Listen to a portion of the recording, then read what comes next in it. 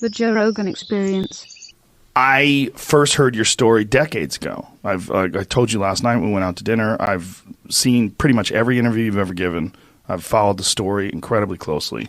Mm-hmm. But for people who don't know the story, let's give them the bullet points. You used to work at Area 51. And Area 51, you went like, huh? Well, we want to be accurate. Okay. Area S4. S4, okay. It's about 15 miles south of Area 51. Okay. But, you worked in, how would you describe it? I guess within the Area 51 compound. You can call that a subset of Area 51. And you got that job. Before that, you were working... Before that, I had worked at Los Alamos right. National Labs in New Mexico. And you were involved in what kind of work there? Nuclear weapon development, physics. I mean, they do everything there. So how do they approach you to say, hey, Bob, why don't you come on out to the Nevada desert? Well, the way this went down was, at that time, it was 1982, I had put... a jet engine in my Honda. And Los Alamos put it on the front page of the paper. It said, Los Alamos man, physicist at the lab, built this 200-mile-an-hour, Honda jet car that I drove to work every day.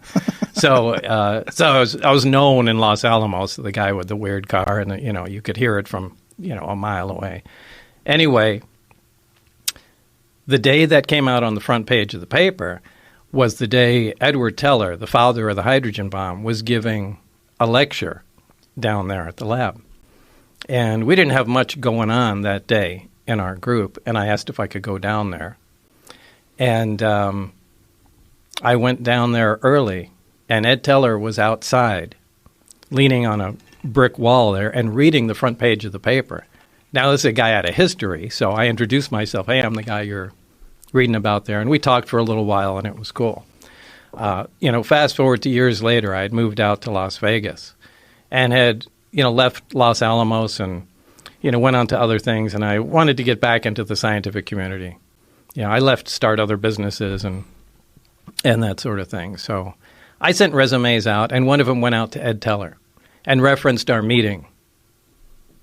Back in the day. And anyway, he remembered me and gave me a reference, somebody to contact at EG&G. And that's pretty much how it started. So you get a phone call or a letter? Like, what do you get? Well, I got what did I get? I got a letter initially and went down for an interview probably a couple times, and it was down at EG&G Special Projects, which was at McCarran Airport at that time out in Las Vegas. And did they give you any sort of job description of what you were applying for?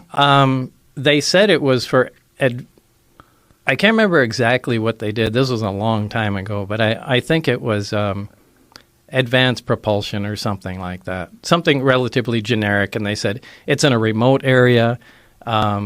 It's going to be some days on, some days off, and it was kind of it was kind of not exactly a full-time job, but you might have to be out there for 2 weeks at a time and take 2 weeks off. So it was kind of the work schedule would be kind of broken up.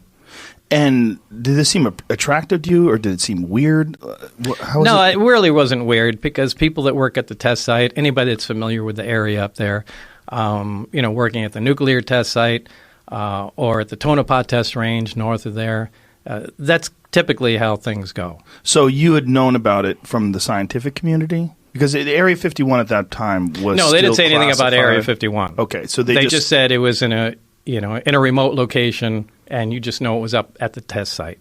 Right. So, but there was no mention of Area 51 at that time. So they've done hundreds of nuclear tests in Nevada. That whole area there's giant chunks of Nevada that people. Yeah, there's a big piece of Nevada, and it's split up into different areas. There's a nuclear test site. There's Area 51. There's the Tonopah test range north of that. There's little sub areas. There's areas where they test chemical weapons and things like that. So it's all broken up as a gigantic test area. So take me back to first day on the job.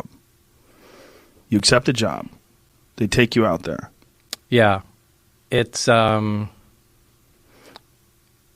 the first day, really, I didn't really get to see a whole lot. The first day was essentially just paperwork. That's when I flew into Area 51 proper.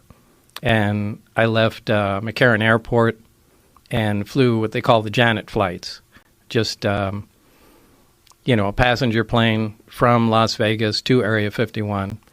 And it was really just going through a mountain of paperwork that day.